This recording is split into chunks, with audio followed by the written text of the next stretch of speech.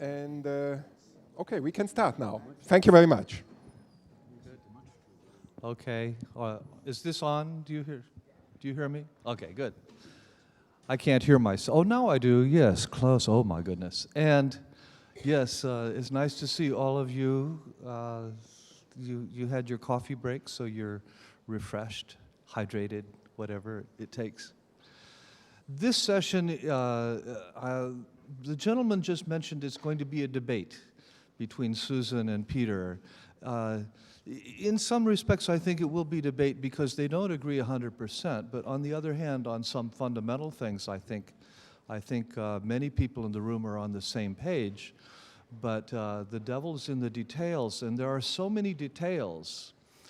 I went to the Ducal Palace yesterday with my wife, and we saw this painting that people had mentioned. There is the painting of the ideal city by somebody in the 15th century, and I thought it was very revealing. The ideal city was an empty landscape with several nice buildings and no people in it. It was very much like our university campuses are often during the summertime when we say, oh, that is the ideal university. No students. Now we can, it's just for us. Yes, and so the problem of the ideal city comes with the people who are in it. It's not about the physical planning and layout of the city, it's the nature of those people, and people are so difficult to deal with. So the question about what is an ideal city and what is a just city depends on having an understanding of who are those people and what are they after and what are their interests, and to what extent do we want to propose to them what their interests should be and what kind of city they should want to live in, or do we leave it to them to figure it out and battle over the city? And is that ideal? Well, or just? Anyway, let me just tell you very briefly what we're going to do. The speakers have very generously agreed not to give long speeches. Instead, each of them will take 5 minutes to present some point of view, perhaps pointed point of view. Then we're going to engage in some discussion. My job is to raise some questions for each of them to respond to for a while. And when we've done that and we feel like we've done it enough, we want to invite you in the audience to participate. And given the setting, the way things are, and the fact it's being filmed, the only way for you to participate effectively will be to come up to the front and proclaim that you're ready to say something, and we'll hand you the microphone and you'll face the camera. I don't think you have to sign the release form. No, yes, face the camera. And take not more than 1 minute, please. You'll be there and I'll be up here. I won't be able to stop you. But take not more than a minute to either ask a question or make a comment. And we'll take perhaps several of these interventions and then have a little break and get Susan and Peter to reflect on those things. And we'll do a few rounds. We'll save 10 minutes at the end to have a chance for first Susan and then Peter to say whatever they would like to finish up with, and that will be the end of the session. Okay, so that's our plan, and we're starting about 15 minutes late. Shall I assume we're going to end 15 minutes late? And so we have an hour. So that's the deal. I hope that you enjoy it. We're going to start with Peter. 5 minutes. The borderline between leadership and tyranny is very narrow, and John is straddling it. I'd like to use my 5 minutes to summarize the conference.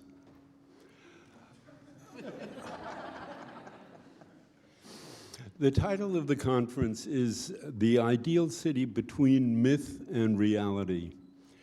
The bulk of it has been devoted to the question of reality, what the reality is, and looking at the reality among many cities and examining them very carefully and very intelligently and very provocatively. But it has been devoted to the reality side rather than to the myth side of what the conference is about. Susan, in her work and in the Just City, has also looked and focused on the reality, but to draw out of it ideas towards the Just City. And in the book, she in fact lays out a number of concrete proposals that would make the link between reality and justice, perhaps reality and the ideal city. My sense is that her definition of justice, of the Just City, comes very close to the definition of an ideal city. David Harvey opened the conference with a discussion of the myth, it seems to me. And his argument, to oversimplify it a little bit, his argument is that to talk about the ideal city, basing it on reality, is missing the point, is making it into a myth, and that if you really want to take the ideal city seriously, you have to look at what is wrong with reality and what could go beyond it. That is, what it would be if we addressed our discontents and then try to formulate an answer to them, to look at where to go with it. And I think that's where we are now, and that's where I hope we will go in the discussion. And in the end, I would like to spend the few minutes I have at the very end to look at two other words in the title of the conference, The Ideal City Between Myth and Reality. I want to focus on the between and the and ask the question of how do we get from the reality to the ideal city? What is the process?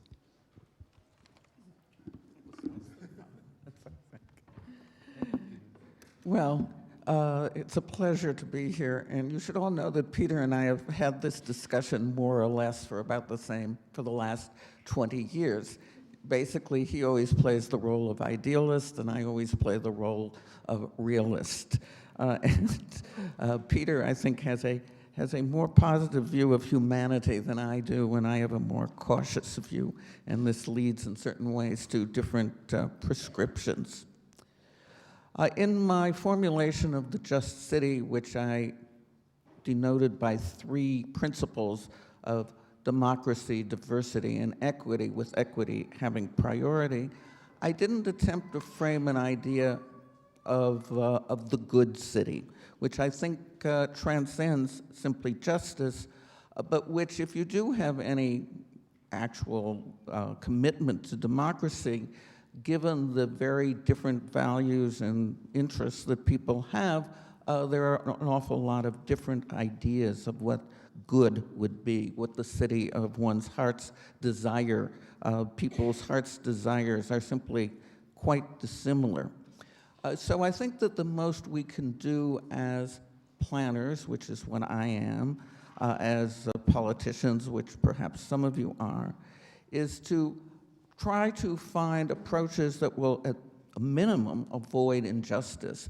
And part of the reason that there's so much antagonism to planning is because planning has, in fact, perpetrated injustice. So I teach students who are going to be planners. I don't teach them to be revolutionaries or political leaders, but I do try to teach them that whatever they do as planners should, at a minimum, avoid injustice, but really should always be aimed at promoting equity. Now, as Peter pointed out, most of the papers at this conference were empirical investigations. More of them, I think, were critiques than finding possibilities. And this is very typical of critical scholarship. It finds what's wrong, it finds the villains, it finds all the bad outcomes, and it isn't awfully good, and there have been exceptions here, but it isn't awfully good at finding paths out. And here, Peter and I are really in agreement because it is the question of the transition that is so crucial. So one of the questions then of the people who did find progressive victories in the cases they looked at is what are the elements that they had in common? Can they in some way add up? What is the method by which we can say, well, in Tübingen or in South Seattle or in some of the other cases that I heard spoken about, that there were in fact good results that make what happened in these places better, more just than what happened in other places. Now we have various social movements, we have the Right to the City Alliance, but do these add up to a social force that would bring about a transition towards more equitable, more just cities, closer to what one might perhaps call the ideal city? And I would argue that although social movements are crucial for bringing about social change, that nevertheless they are inadequate vehicles for the institutionalization of equitable policies. That for that you need a party and you need a program. It's one thing to say that capitalism is at the root of all evil and that what you must be is anti-capitalism or anti-capitalist, but then becomes the question, then what? And I think if you're concerned with bringing a large following to bear, to not simply relying on small groups of people who all agree with each other to begin with, then you have to have a program that you can sell, a program that people say, well, wow, if we do that, things will get better.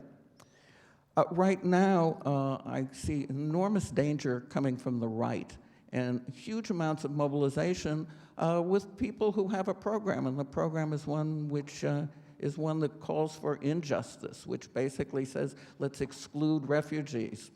And this is now in Europe, in the United States, in the Middle East, it's all over the world. And that this is an enormous danger, and a lot of what we need to be doing is focusing on that danger. And that part of one of the ways of countering it is, in fact, to have a program. One last word, am I up to my 5 minutes? Yeah. Is that the poor and the marginalized and industrial labor are insufficient as bases for a political party. And that somehow we have to think of formulations and programs which include the middle mass. There's a certain tendency in groups like this to always refer disparagingly to the middle class, even though I guess all of us are part of the middle class. And that in fact we have to find programs which include middle class interests, at the same time avoiding becoming what New Labour became in England. And I don't exactly know the answer to this question, but I do see, and I suppose this partly comes from my background as a political scientist, I think party is important, and party tends to be very neglected among people who study urban phenomena. So let's follow up on some of these themes. I kind of like the trilogy of diversity, democracy, equity. It seems to be fairly inclusive of things that we may have in mind in talking about the ideal or the just city. So I'd like to start by probing what about diversity a little bit. And Susan alluded to the issue of refugees, which I think is quite important. And we take the diversity of cities to be a given. All cities always are there. That's the definition of city, you know. Yeah, of course they are diverse. But whose city are we really talking about? Are we talking about the currently very diverse city and the many kinds of populations in the currently diverse city, or are we talking about the people who might live in the city? And is the ideal city, or the just city, the city that is open to others, or is it possible to have an ideal or a just city, or perhaps only possible to maintain a just city if you regulate entry a little bit, close the doors just a bit for others? What's the range of the city when we talk about the city? The city is like New York or Bologna, is it? But to some extent, we have to talk about the whole society who is entering. People are dying to get here. What about those people? Is our city for them too? Whose city? Which diversity are we prepared to contemplate? And and so I'd like both Peter and Susan to take a couple minutes. Okay, it's a very good place to start. What comes out of the deep analysis, I would call it, that David Harvey opened the conference with, what's wrong with the city and why are we discontent? We are discontent because we are alienated in many ways from living in a society of solidarity and mutual support, and feel estranged. And it seems to me the appropriate definition of the diversity we want is a diversity in which there are no aliens, and very specifically in which the category of immigrant disappears, in which there is no, we are diverse in the sense that there is no separation between the aliens and the natives.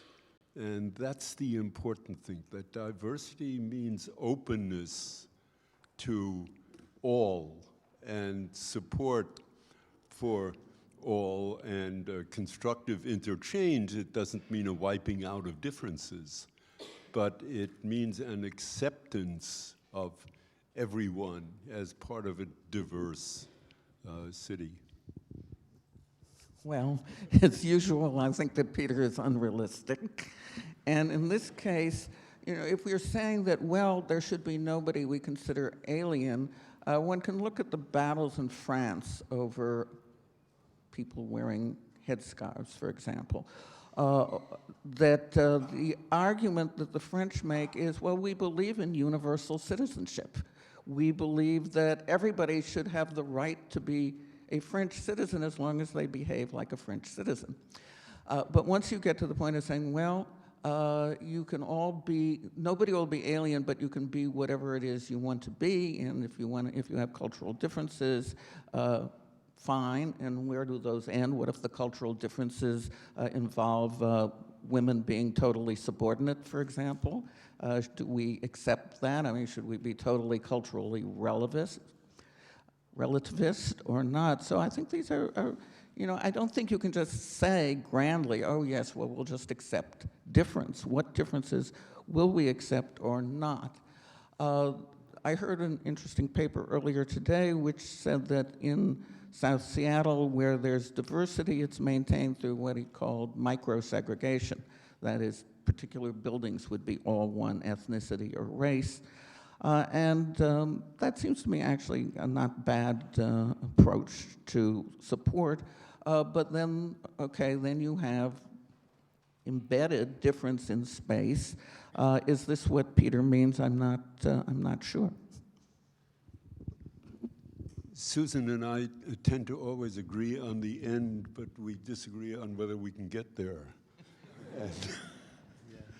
So it turns out, I think this is a good question. What are the limits of diversity, or well, yes, what are the limits of who is us? Who is us? In much of the urban sociology literature, there's a kind of assumption that the people who live in the neighborhood now have a particular stake in the neighborhood. Like they have their networks and their way of living and it's their neighborhood. And if they're pushed out by newcomers, or if newcomers overcome them or change their neighborhood, that some injustice has been done to them. So it's for people who tend to think we are all progressives and we believe that, the rights of the local people. Well, yes. What about the right of the people of some town in Italy to keep refugees out? Isn't it theirs? One of the things I've seen in much of the literature on immigration, attitudes toward immigrants in Europe, is a report that local people feel it is no longer their country. The identity, their identity of it being their country is being diluted by the arrival of different kinds of people and different kinds of cultures and languages. Oh, the sign's not even in whatever language, local language, It's offended by that. Well, but this is something to struggle with, is to what extent can you manage diversity and claim that you are achieving the just city. So this is a topic for discussion. I'd like to know what people here think about that. Is there a way to reconcile these values, different values? I'd like to talk about democracy, or not so much democracy, but effective political participation. I tend to believe that equity is impossible. You never get it. There will never be the movement in support of equity that is the majority movement. Never. It will never happen. Equity cannot be imposed. Equity has to be fought for continuously. And so the most important thing about the just city is that it be a city where there are instruments for effective political participation and representation of diverse interests. Something democratic about that. Right? Yeah, so I think that's the key. But I think that neither Peter nor Susan was wanting to emphasize the political character of the city as the element of justice. No, it's primarily, perhaps, it's about equity. Right? But what about politics? Is politics just a means to an end, or is it the end in a just city? Who wants to go first? I think that in certain ways that there's a genuine tension between, and you've mentioned some of the ways, between democracy and equity. Because democracy, if you're doing it at the local level, often means exclusionism. The majority of people in an area don't want other people to come and change the way things are. Thinking about what have we seen on Earth that was closest to the just city, I would take the European model of the 1970s and 80s before neoliberalism set in, and what characterized the European city of that time was in fact a great deal of exclusionism. People felt that they were part of the same community and therefore had an obligation to others because the others were like themselves. And that the more diverse an area becomes, the less easy it is, in fact, to arrive at policies which don't advantage the dominant group. That it's extraordinarily difficult to reconcile people's feelings, the ones that John described, of this is my home and don't you interfere with it, with a view that, well, we need to be welcoming, we need to not alienate other people. Which is precisely a question of politics, it seems to me. Politics in the sense of who has the power. It seems to me the reason that people are defensive about their homes and are worried when they see a foreign language on a street sign is because they feel powerless, they feel threatened. And I think that is a question of who in fact has the power, whether they are not really in fact threatened and feeling powerless, and one way of expressing, of defending themselves against the feeling of powerlessness is to insulate yourself and put up a fortress, and not quite an in the sense of Urbino, but in a much more subtle sense today. The whole idea of home ownership is in a mini case of citadelization, the kind that reflected the power distribution in the Renaissance. So that I think it's very much a political question. What kind of diversity do we want, and how do we get it? We get it by having people participate democratically, but participate in such a way that they, in fact, are making a difference. It's not the form of participation that's important.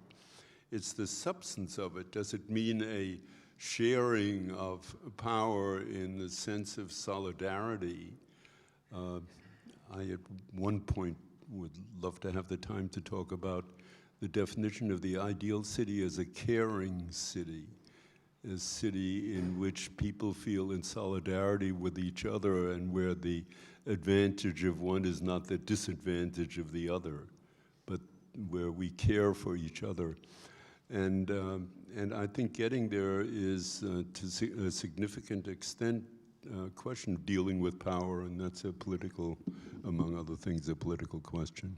And this is, of course, another of the ways in which Peter and I have disagreed over the years, because I think there are people who want power. It isn't just that they feel defensive and powerless. They actually want to have power. They want to control their environment. They want to control other people. And that I don't think it's simply because of discontent, alienation, and the effect of capitalism. That one can look at pre-capitalist societies, one can look at tribal societies, one can look at the desire of people apparently to go back to the caliphate. And in all these cases, you see that people want to have power. In particular, by the way, that an awful lot of men want to have power over women. And I just don't see that that you have, by saying politics is only going to be in some way participated in by the good people, that we're going to get there. A great man once said that if you look only at history, that all history to date has been the history of class societies. And we have not yet had a classless society that you could All look history to. has been a history of sexist societies. Indeed. And I don't think that Marx discussed that much. And in fact, not only did he not discuss it, but if you look at his personal life, he was in many ways a champion of it.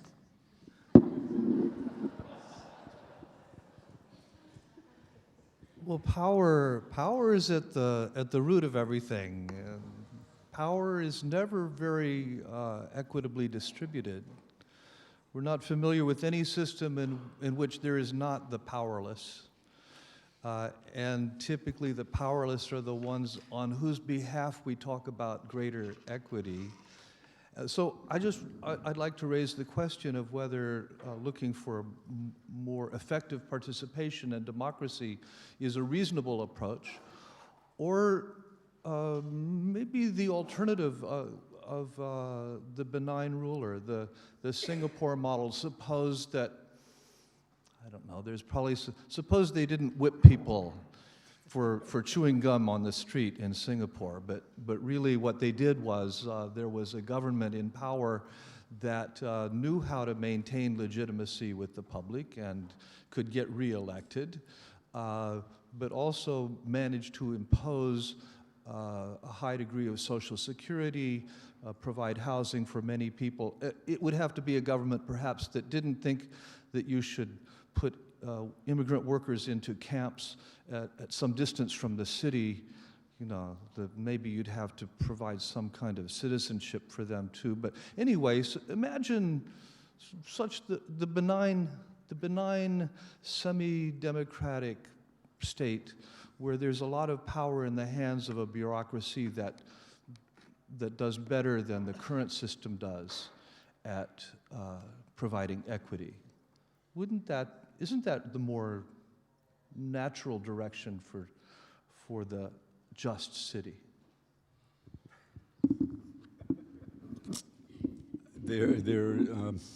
I don't know who formulated it this way, but it would be good if God made all the decisions for us. The problem is that we don't know God that well, and we don't know how he would decide.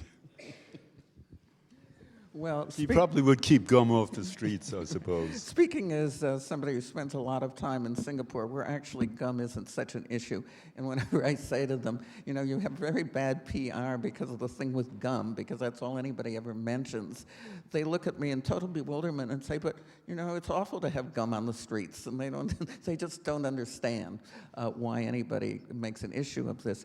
Singapore has some serious flaws, having primarily to do with what John referred to of the contract workers and their isolation from society. But Singapore is a socialist country, actually, and about half of the economy is owned by the state, directly or indirectly. The profits that come out of all these various government related enterprises gets put back into the budget and primarily gets spent on providing everybody who's a permanent resident with good housing. And so it's a society where there's very good planning. It's very top-down, but it's very good in many respects, where there is a floor that nobody sinks below, where you don't see homelessness. But it's also such an exceptional case, and the problem is that most attempts at benevolent despotism turn out not to be benevolent and turn out to be corrupt. So I can't go for that. One can see examples, though. You can look at Bismarck and old age pensions. You can look at Beveridge and the NHS in Britain. One sees examples where, in fact, greater equity was brought about not through participation, but, in fact, through planning and bureaucracy. So for Susan, it's a little bit more of an open question of what kind of political system it needs to be.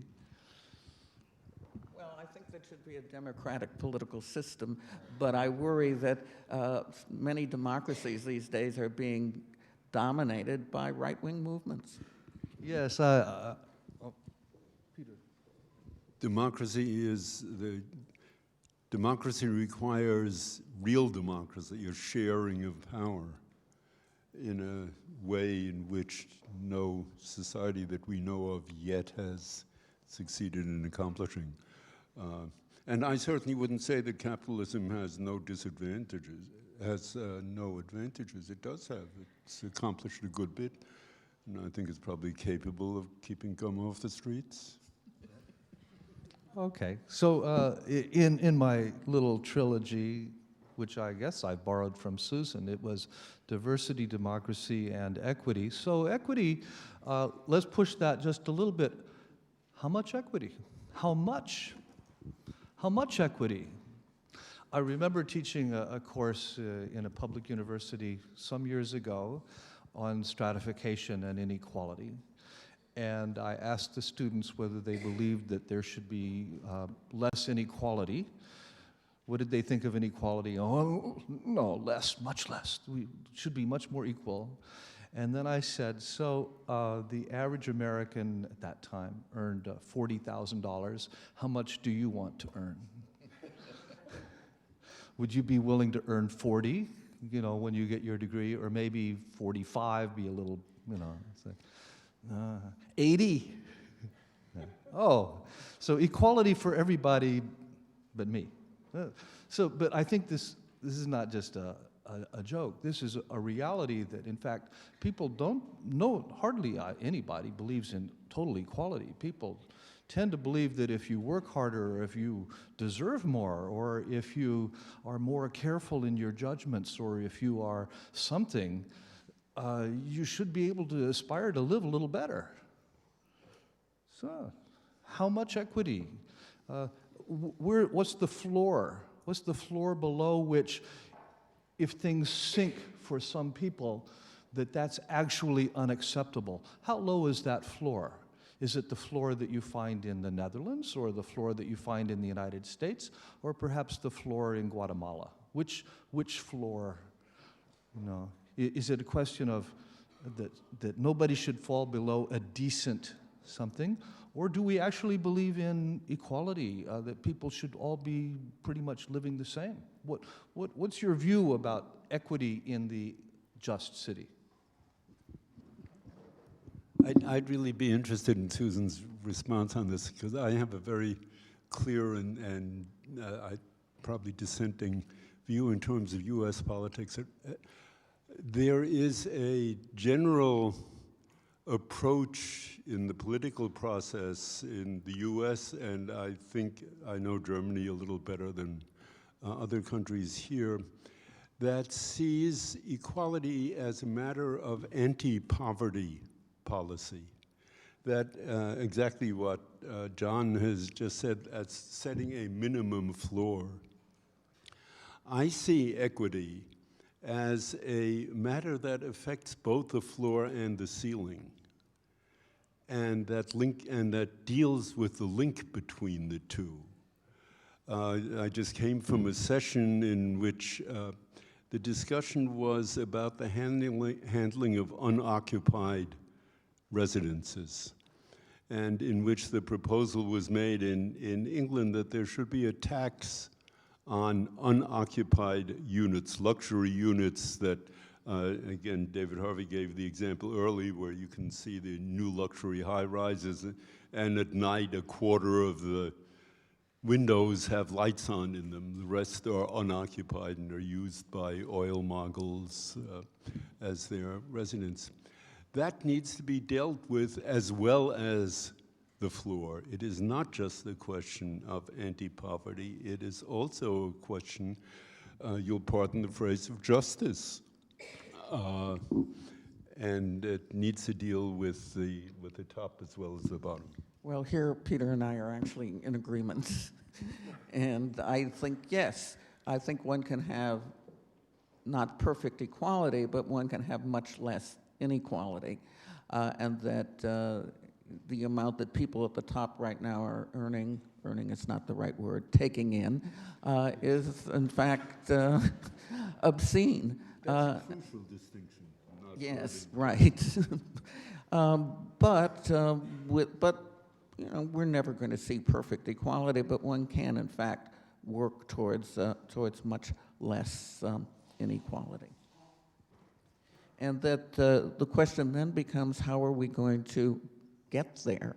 And one of the issues, actually, that's come up quite a bit in this conference is home ownership. And I've seen home ownership as producing a very negative politics and an exclusionary politics. There's no question that part of the reason that governments foster home ownership is precisely because it produces conservatism. But on the other hand, even after the Great Recession and all the foreclosures and everything, 62% of Americans still own their homes. Are we going to say to them, oh, well, that's really not in conformity with our idea of how society should be run, so we're going to take it away from you? That is not a winning political proposition. It is never going to be politically viable. But what you can at least do is keep pushing to get a greater supply of publicly owned housing, of cooperative kinds of limited cooperatives, of different forms of housing which at least provide options for society besides home ownership, where you can expect to have a stable, decent home without actually having title to it, and we might eventually see a decrease in the domination of local politics by homeowners.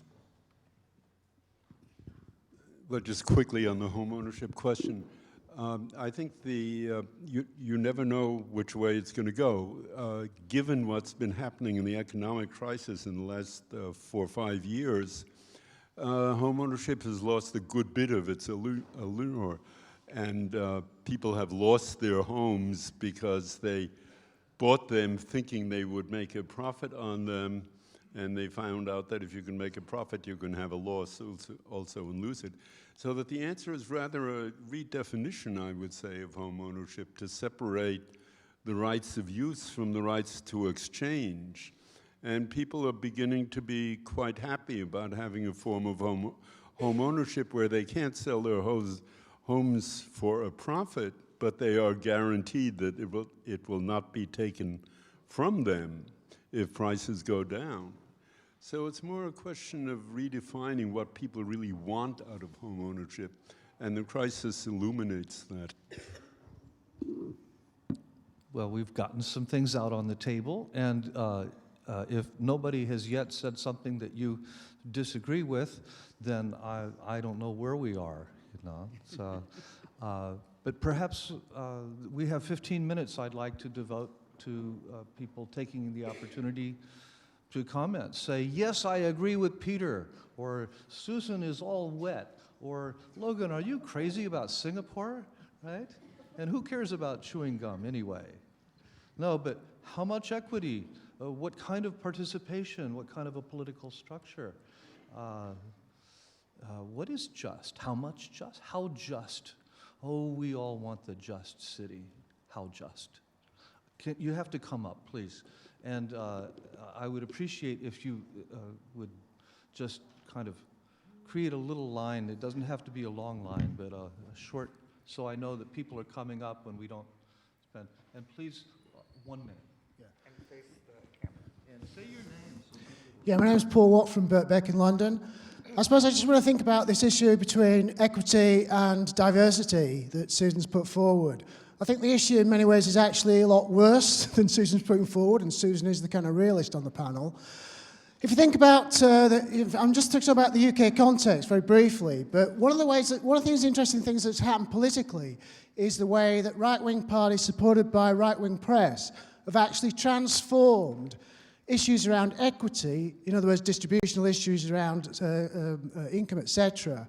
They've managed to transform those into issues of diversity.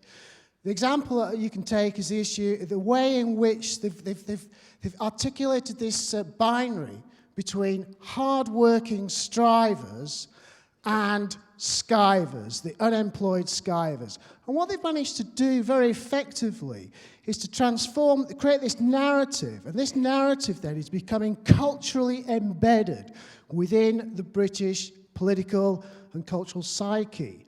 So, I think that the left is incredibly complacent in many ways, because essentially what they want to do is almost kind of like wish away cultural difference, wish away ethnic difference, wish away all these kind of differences as if they don't exist, as if they're not real, as if in some ways that people shouldn't think like this. But what we've got, and very can clearly see this in the UK, is the way in which the right-wing press, right-wing governments are actually incredibly adept at transforming issues of equity, socioeconomic issues, into issues of culture. So I think the left has got actually a much, much bigger job than Susan has been talking about. Sophie, don't hold the mic so close to No, hold it close, but talk softly into it is what you want to do. Yeah, okay. Sophie Bedigendreau, in your ideal city, where you encourage participation, you are going to have conflicts of legitimacy. You will have groups making legitimate demands, but from the other point of view, it's also a legitimate demand. Who is going to rule? Will it be the law voted by majorities? Will it be the community's laws, the Sharia, for instance? How are you going to rule between conflicting legitimate demands?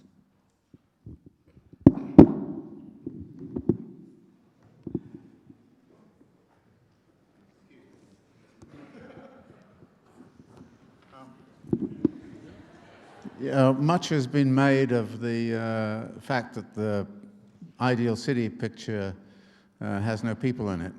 The Baltimore one does. So go look at the Baltimore one. It's very interesting. Right in the front, there's an old man with a cane like this. I always imagine it's me going around. And then there's one figure. But up in the corner, there's a mob of people coming around the corner.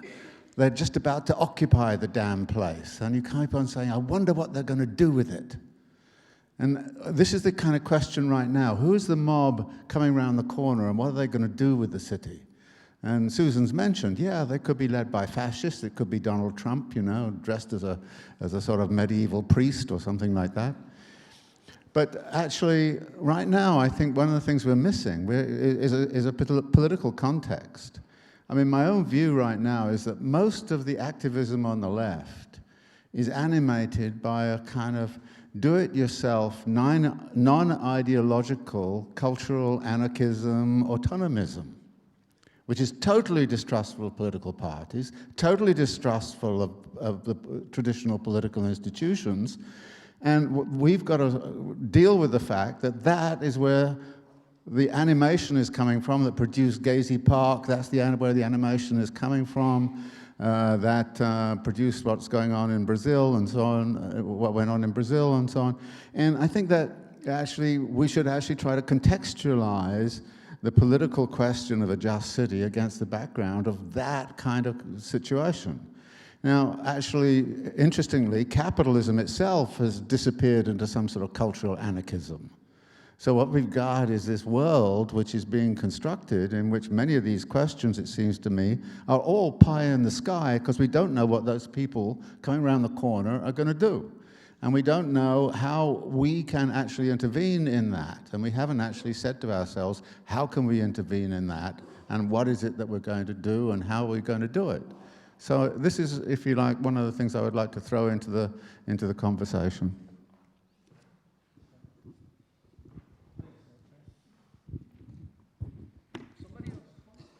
One thing's for absolutely sure that those, yeah.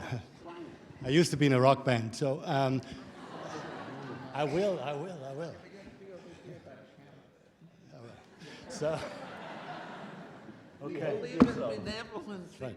One thing, yeah, I know, I get it. One thing I know for sure is the people who are going to come around the corner are going to be much, much younger and more interesting looking than all of us who have spoken, including me.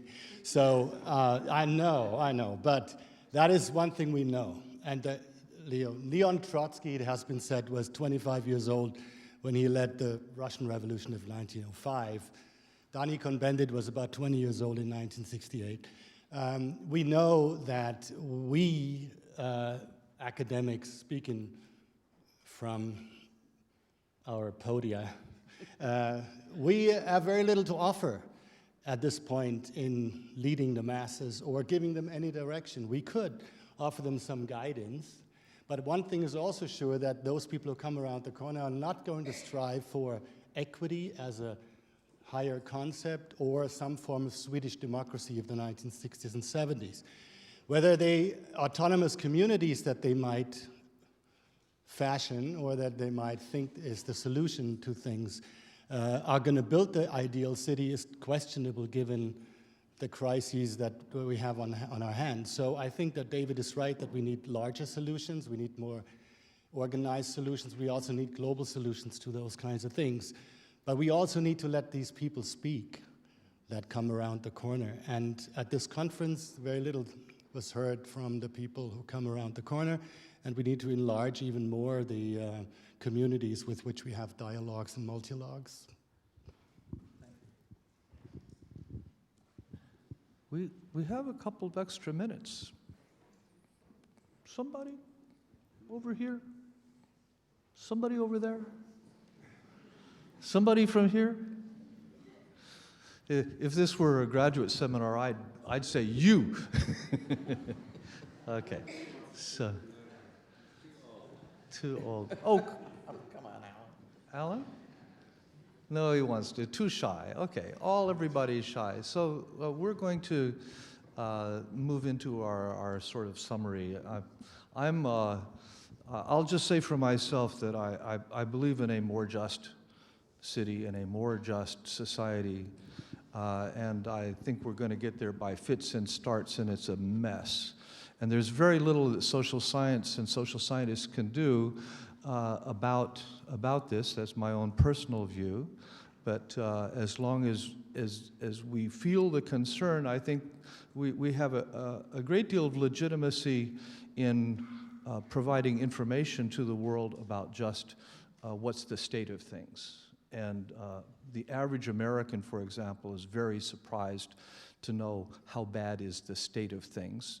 And so there's a function for social science to provide information and to provide instruction and to get it out into the media and into the discourse. So that's about as far as I go with that, you know, what should we do? You know, I'm not leading the charge, but I do believe these are central issues for our time, and social science does have to play its part. And I'm going to give both Susan and Peter now the rest of our time. Thank you, John.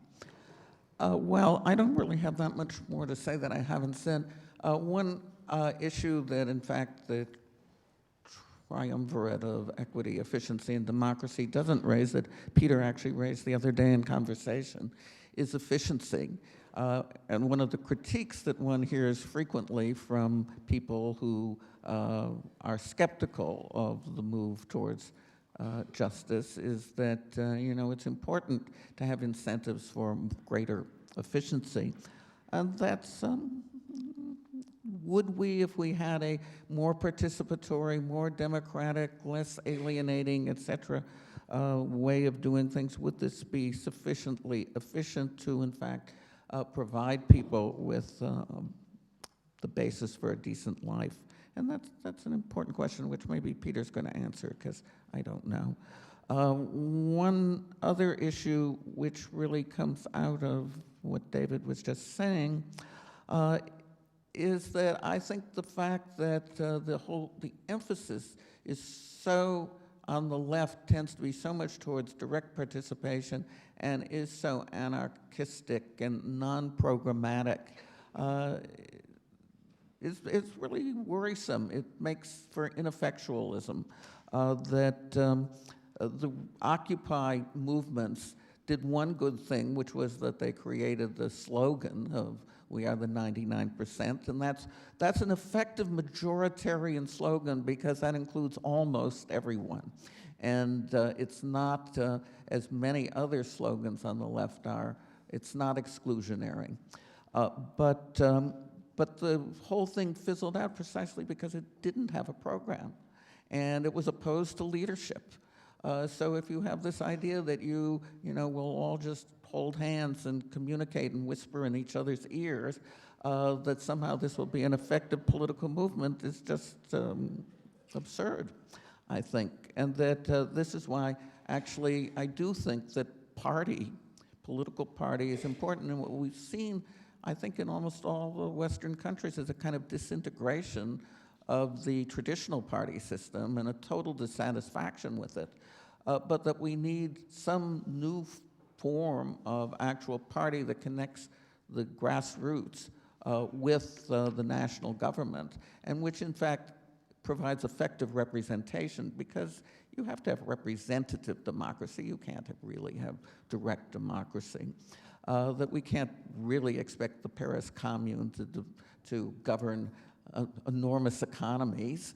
So that this requires a lot of thought. And I think actually what academic theorists can do is theoretically develop an argument in terms of what kind of governance we can have and what kind of better politics we can have, and then maybe people will listen to it. And one other just last thought is that one way that all of us, or almost all of us here, in fact do have an effect on the world is through our teaching, that we have students, and that presenting a different way of doing urban analysis in which we actually ask questions having to do with right or wrong, having to do with justice, as opposed to simply doing a quantitative analysis of some whatever correlations we can find, makes a difference, and means that the people who we have influenced go out in the world and hopefully will also make a difference. We've somehow come full circle, and I agree completely with what Susan just said. I like in particular that she's addressing us and who we are. We are essentially academics, we are essentially intellectuals, and we need to look at exactly what we have to contribute and what we can accomplish. The last time historically, I believe, in which one could really talk about people coming around the corner and wanting to make major changes. The last time that there was a hope to achieve an ideal city that was visible on the streets of a city was Paris in 1968. And I don't want to blow up its importance world historically, and I have a little personal affinity with what went on there. But what was going on there was part of a general discontent with a whole series of issues that have a great deal to do with capitalism, that have a good deal to do with war, the war in Vietnam. At the time, it was a time when there was a real threat from the right with assassinations. It was the year that Martin Luther King was assassinated, that John Kennedy was assassinated, that fascism was still a living memory. And the students in Paris, as well as at Columbia and at other universities in the US, occupied buildings. The Occupy movement in the United States in the last couple of years harks back to that period a little bit. And the slogan that they took to the streets, and I think it's relevant for us, was all power to the imagination. And what they meant with that, when they took to the streets, when they blocked traffic, when they disrupted the normal course of events in the city, what they meant is imagination that the world could be different, that you were not confined to simply picking out the best parts of what had been done before and amplifying them, making them marginally a little bit better, but that it was possible to think of another world. It is not true that there is no alternative. There is an alternative. Most of them felt at the time that the alternative was socialism. I think many would still agree with that. But the issue is more that there is a big alternative, that things can be different. And that, it seems to me, is really our challenge, to imagine, to pick out what can be learned from the history and the empirical studies that we have done here, to pick out what is useful and what opens the door to a consideration of other things, and imagines what they could be. And it seems to me the link between the kind of approach that Susan has taken to the Just City, I have maybe 4 minutes more. I want to read a little exchange that is imaginary, although the quotations are correct. An exchange between David Harvey and Susan Fainstein, and a little bit of my father. Having read The Just City and reacting to it, David says, "Susan, your conception of the Just City falters. From the start, it delimits its scope to acting within the existing capitalist regime of rights and freedoms, and is thus constrained to mitigating the worst outcomes at the margins of an unjust system." To which I quote Susan in slightly, "This critique is accurate in accusing me of accepting that urban policy making will continue within the capitalist regime of rights and freedoms. But my analysis is limited to what appears feasible within the present context of capitalist urbanization in wealthy, formally democratic Western luxuries. And it seems to me that our challenge is precisely how do we, accepting both of these statements as appropriate and just, how do we go from the feasible to the necessary? And I think there is a way of doing that in which our imagination would be a big help. And that is, as we go to these reforms at the margin that are feasible, that we also imagine how much further we ought to go to really do what is necessary. That when we talk about making housing more affordable and a feasible objective and a proper objective and a just one, that we at the same time say, is affordability really the right way we want to distribute housing? Shouldn't we open our imaginations to the idea of, could you have a housing system that distributes housing on the basis of the need for housing and the uses of housing, rather than the affordability of it judged by its exchange value? And there are countless examples like this. We have a major argument about health care in the United States and Obamacare, and shouldn't it all be covered by insurance? When we argue for single payer, for government to insure the private medical system providing health care, shouldn't we at the same time ask, should health care really be provided for money to begin with? Doctors have to make a living, of course, but should they get enormously wealthy by it? Should we not have a health care profession that is dictated by the desire, the hope that all people can be healthy by solidarity with the sick? Can't our imagination lead us beyond simply reforms? Can't we have transformative reforms? Reforms, this is Andre Gorz, that are non-reformist reforms. And shouldn't our imagination open the doors to the exploration of those ideas? And I wanted, with, I think, the permission of my colleagues up here, I wanted to end up by suggesting that to the extent that you agree that something more is necessary, that we could go back to what the students on the streets of Paris were saying, and maybe say ourselves together, if you want.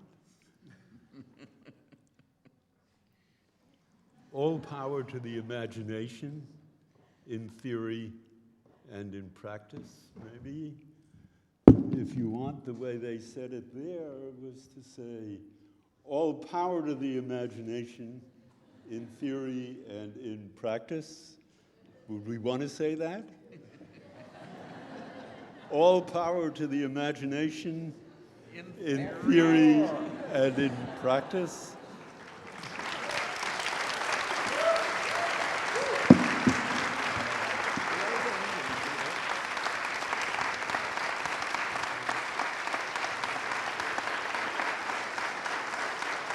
Okay, we want to thank Susan and Peter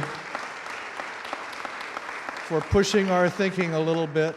Is there any last word from the organizers? And let me just personally thank you all for being here and taking part. Well, and